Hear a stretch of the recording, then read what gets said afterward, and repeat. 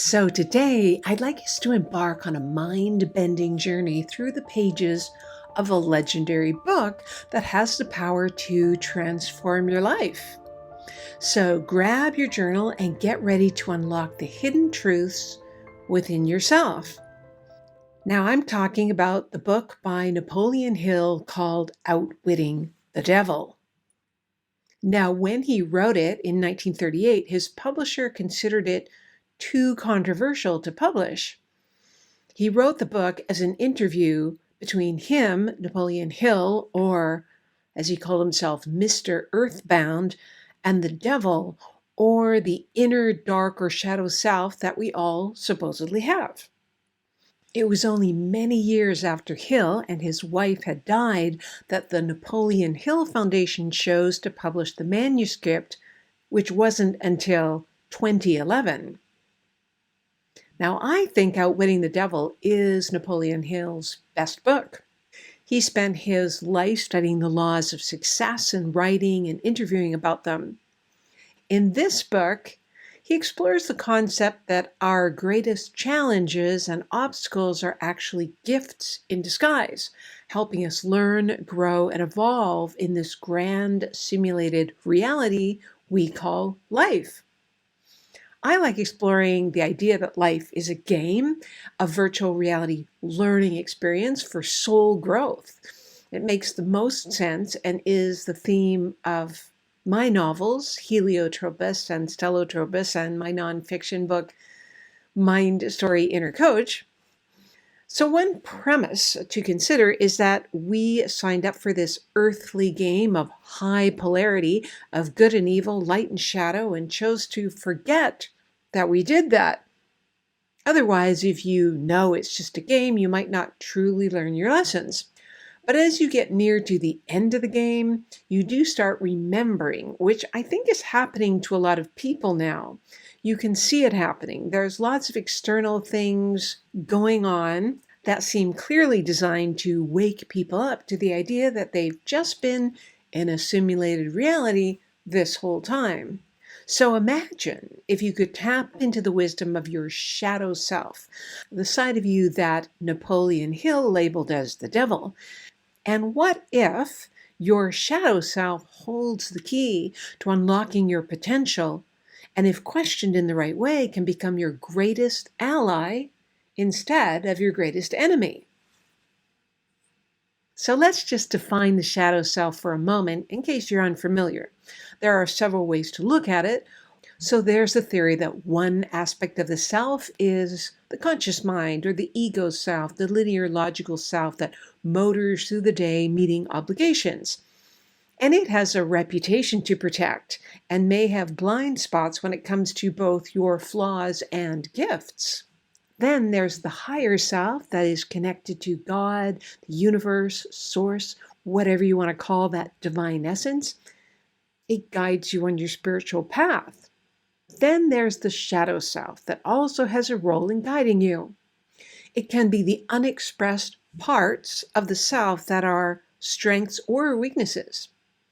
So if you think of a garden, there are the elements that help the plant to grow, like fertile soil, sunshine, water.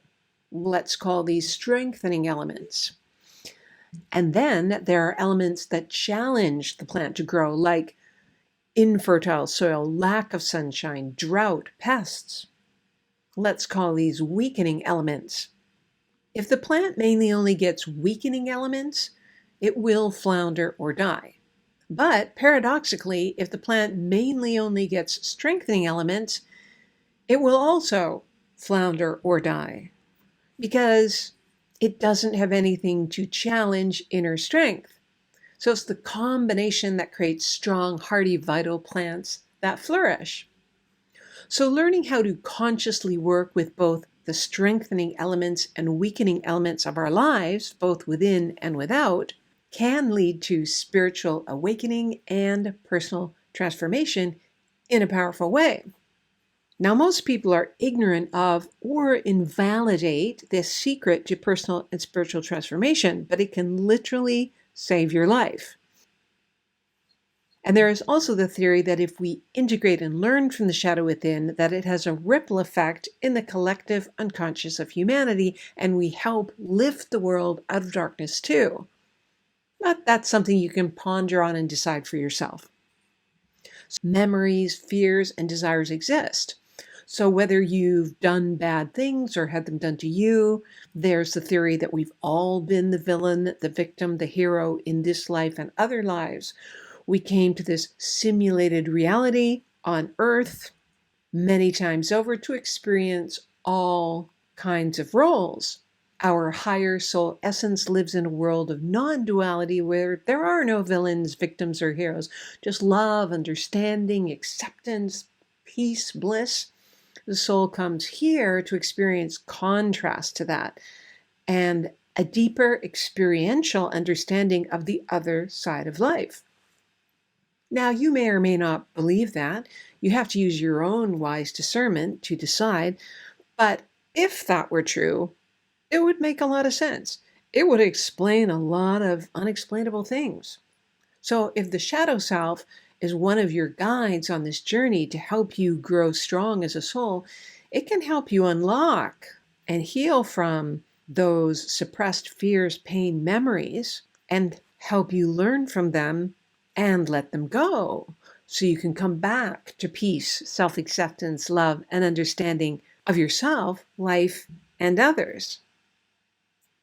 If it all stays suppressed, it can manifest in the form of anger, depression, hopelessness, addictions, inability to stay focused or be productive in life, inability to have a healthy relationship, or other personality disorders. I am sure you know people like that, and if you're a human on this journey called life, you probably have some of that too. Most of us do. The initial instinct is to hide the shadow from ourselves and others. We don't want to deal with it because it's uncomfortable and it threatens our ego conscious self. But if you have some tools for stepping into that world in a safe and constructive way, it can free you in unbelievably empowering ways. So throughout the story of Outwitting the Devil, Mr. Earthbound seeks to find out how people limit their success and how the devil achieves his manipulation, or how the shadow self arranges for us to face challenges and obstacles so we can learn, grow, wake up, and get stronger. When directly asked like this, the devil or shadow self must answer truthfully because his or her ultimate goal is to help you learn. But if you don't ask, you keep getting challenges until you learn to ask the right questions and honestly seek to know the truth. Now, after the release of Think and Grow Rich, his biggest hit, Napoleon Hill began writing Outwitting the Devil as an explanation of why some were still seeing failure even after following all the steps in Think and Grow Rich. For him, the trick was in not being willing or able to face what was the true underlying purpose of challenges that seemed insurmountable. Now, probably everyone listening to this can relate to certain areas of life having challenges that seem impossible to overcome. You know, that thing you've tried to change, but it won't budge, or it changes for a bit, then snaps back to that place you don't want it to be, whether it's financial, health, relationship, business, career, hobby, or life habit related. So I'm going to suggest using automatic writing as a tool to connect with this powerful force of hidden truth within us. Now, automatic writing is a practice that allows us to bypass the conscious, linear, logical ego mind and tap into the depths of our whole brain and deeper wisdom, where both our higher self and our shadow self reside. By engaging in a dialogue with our shadow self, we can gain access to profound insights and answers to questions that may have plagued many of us for far too long. So the process goes like this. You grab your journal and pen, or use a computer, but pen to paper seems better, at least for me. Then you'll find a quiet space where you won't be disturbed. Before you start automatic writing, take a moment to ground yourself, close your eyes, Take a few deep breaths, set your intention to connect with this shadow self.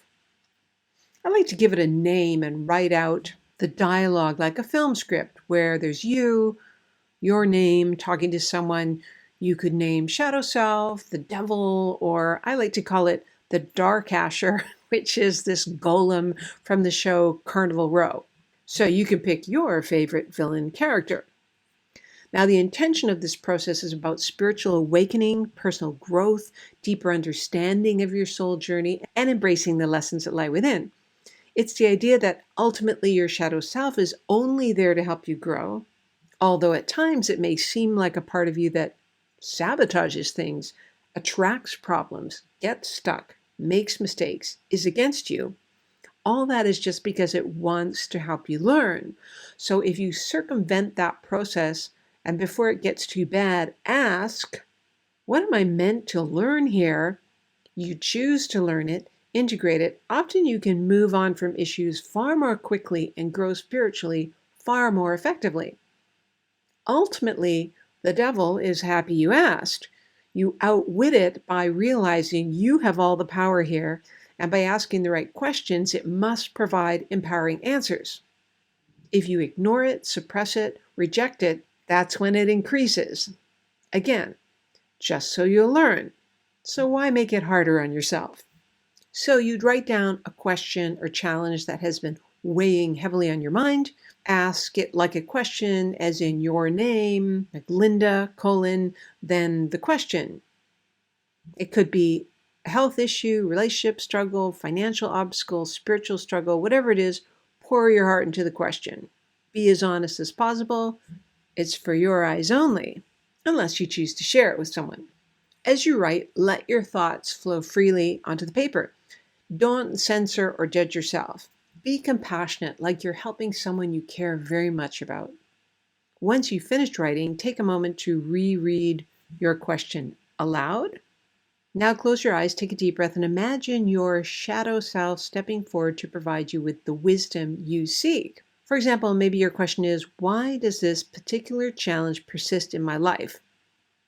What am I meant to learn from it? How can I better grow and evolve through this experience? Now, start a new line. Write the name, the shadow self, the devil, or in my case, the dark asher, whatever is meaningful for you, and then allow your shadow self to speak freely, revealing the hidden insights that will guide you towards growth and transformation. So remember, your shadow self is not here to torment you. It gets tired of having to do that. It is here as a compassionate teacher, a guide, and catalyst for your evolution. The challenges you face are carefully designed for your soul's growth, and your shadow self holds the key to unlocking the lessons embedded within them. But only if you ask, seek, and take action as an earnest student of life. As you finish writing, take a moment to read and absorb the words that have come forth from your shadow self and embrace them with an open heart and an open mind, and take action where necessary. I'll give you a quick example. So this was mid-February 2020, a few weeks before the lockdowns were announced. I had scheduled a public seminar that normally filled up with a lot of people, but leading up to it, hardly anyone had signed up. No one knew what was coming at that point, so it was hard to figure out why that was happening. So my question was, is there something I'm not seeing or shifting or understanding here about why this event isn't flourishing like it used to? What is your ultimate goal for me here? What do I need to learn, grow, integrate? How might I look back on this and feel grateful for it in the future?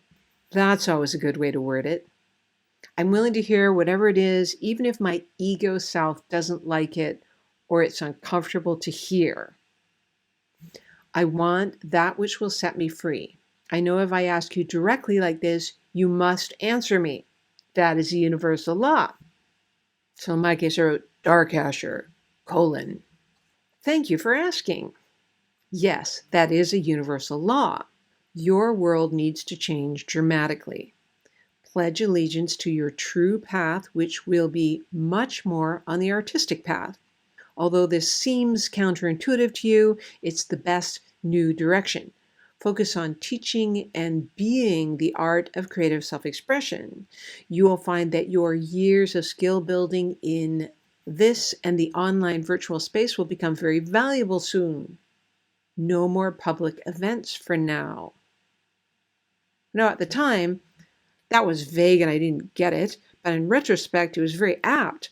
I hadn't put a deposit on the space yet because I thought, well, I might have to cancel due to low attendance.